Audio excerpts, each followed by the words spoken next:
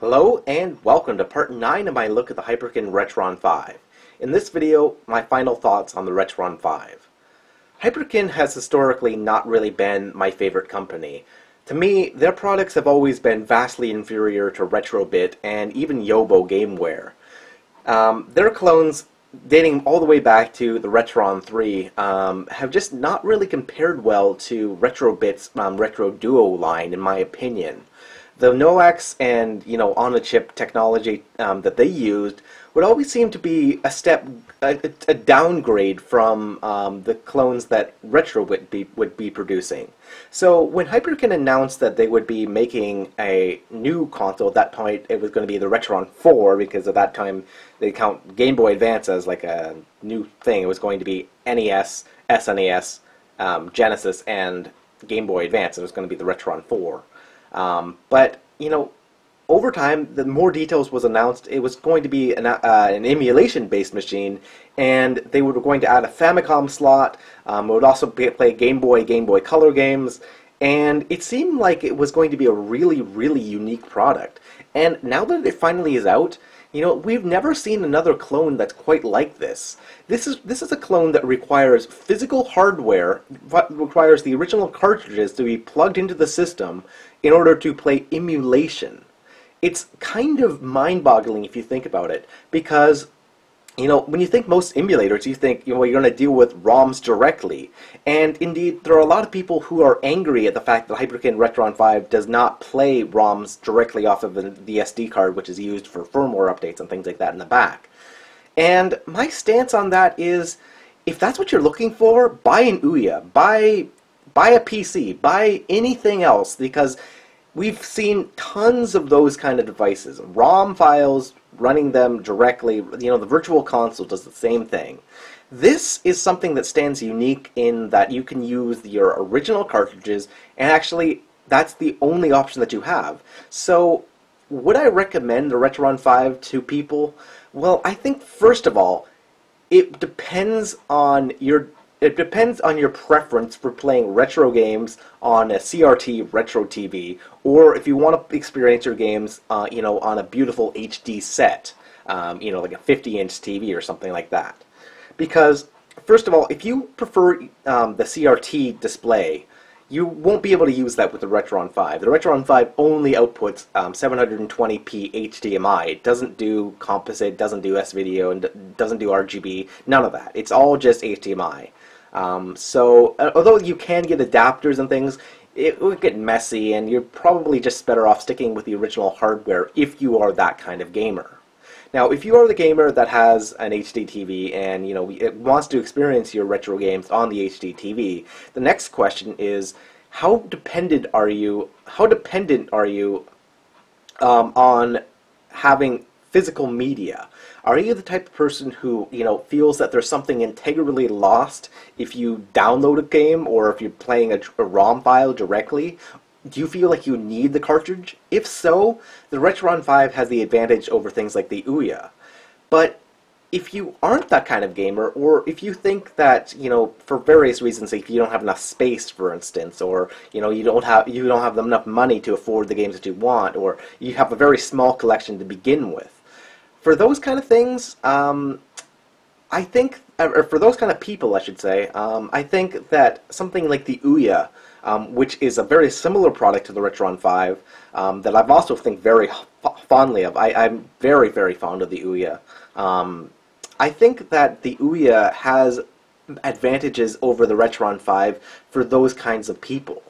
Now, I don't think that the Retron 5 versus the Ouya is really a debate that's worth getting into, because the two devices are so different from each other in more ways than they are similar. Because again, the Retron 5 requires you to have your original game cartridges plugged into them, and there's actually no way to do that on the Ouya. Even if you have the Retrode doesn't work with the Ouya. So there's no way to get your original game cartridges to work them on the Ouya. You have to run the various emulation files and then run ROMs directly. Most of us don't have a problem with that, but I know some purists will absolutely despise the fact that you have to run ROMs. And, to those people, I would say that, there are tons of options out there. If you want to stick to the original hardware, all the power to you. If you want to stick with a PC or or something else that you can just use like a keyboard, or you can use like a USB controller or something. There are all kinds of emulators for PCs. I mean, that's really where all the stuff started from anyway. If you're the type of gamer that wants to experience, your ROMs, but wants to experience them on an HDTV, and then want to use, basically any sort of Bluetooth or USB controller you want, there's the Ouya. And the Ouya is a great option for that. The Ouya as well is much cheaper than the Retron 5, and it will also play more games in the form of Android games and run like a media center and things like that. So if you can meet the criteria that you have a pre-existing fairly large collection of cartridges and you are attached to those cartridges and you want to play them, I don't think that the Retron 5 is a bad option. I think that this thing is actually a very good option. I've owned this thing for about a month so far, and even over that short month, Hyperkin has increased the firmware many times already, and the firmware now is much better than the firmware that I had when I bought the system. And I feel like if Hyperkin can continue to upgrade the firmware and add in support for new things, there's, as I've talked about, there are pre-existing issues, such as some homebrew carts, for instance, like Battle Kid 2 for the NES. That doesn't work on the Retron 5. If they can, get these things to work, and it would be nice if, like, some of my pirate carts would work, but, that's probably asking too much. But if they can fix some of the issues and add in some new features, one thing I'd like to see is like an overclock function for Sega Genesis games, especially because there are games for the Sega Genesis such as Mega Man: The Wily Wars that plays too slow on the normal clock speed of the Sega Genesis.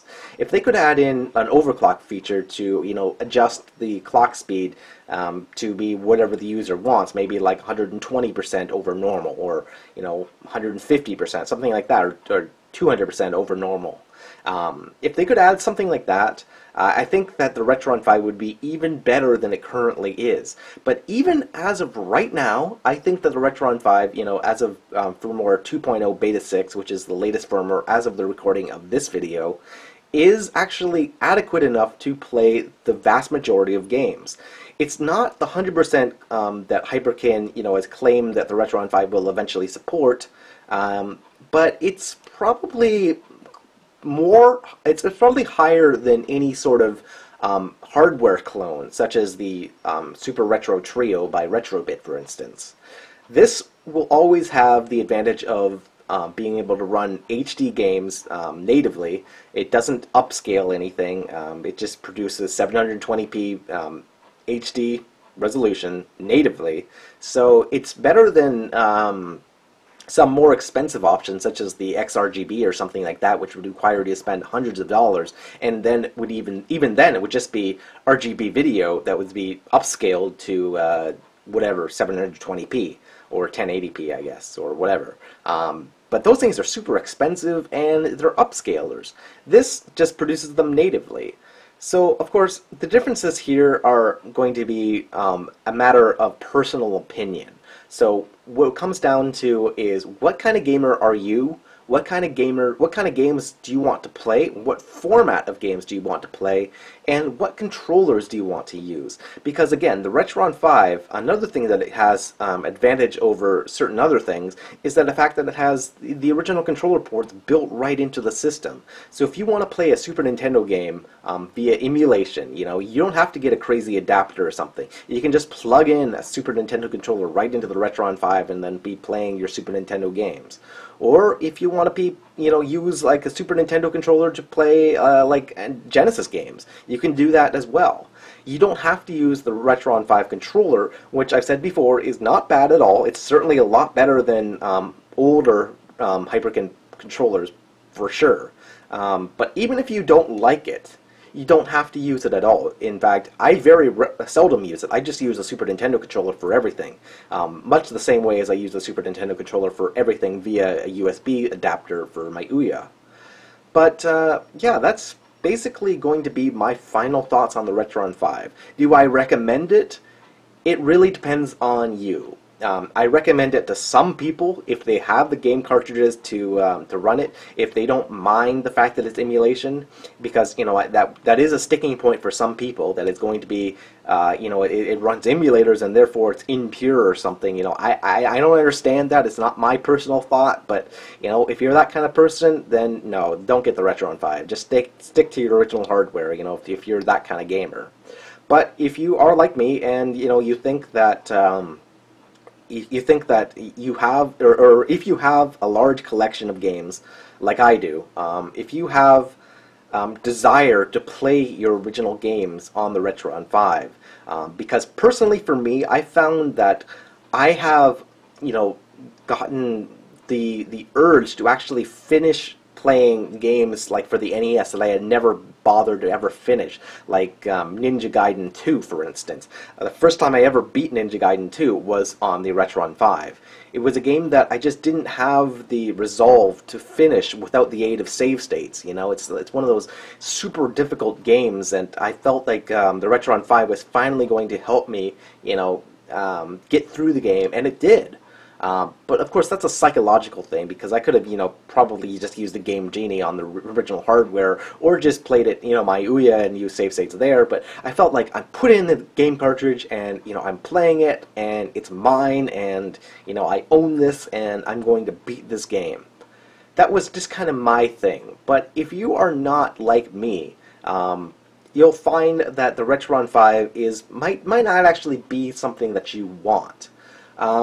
So anyway, guys, that's finally it for my coverage of the Retron 5.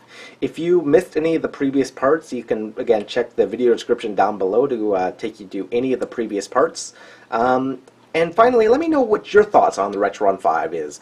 Do you think that emulation is a problem for you? Do you think that the Retron 5... would you have bought a Retron 5 if it was another hardware clone like the Retron 3 before it? Do you think that that emulation, in the fact that it has to run the cartridges through the system and it doesn't run SD cards, or doesn't run the ROMs through the SD card, is that a problem for you?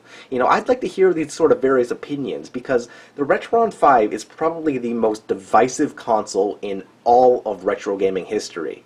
People love this thing, people hate this thing. Hyperkin is great, Hyperkin is awful. These are things that you hear all over the place. The community is really divided on this, and for me to stand here and review this thing, I'm really just going to stick to the hardware itself and stay out of the politics out of it, because I think that Hyperkin has, really pissed a lot of people off with delays and all these problems. And, some people are like, oh, Hyperkin is the worst company in the world. I don't think they are. I just think that they're a young company that is trying something that they've never tried before, and, they've screwed some things up, and some things they've gotten right.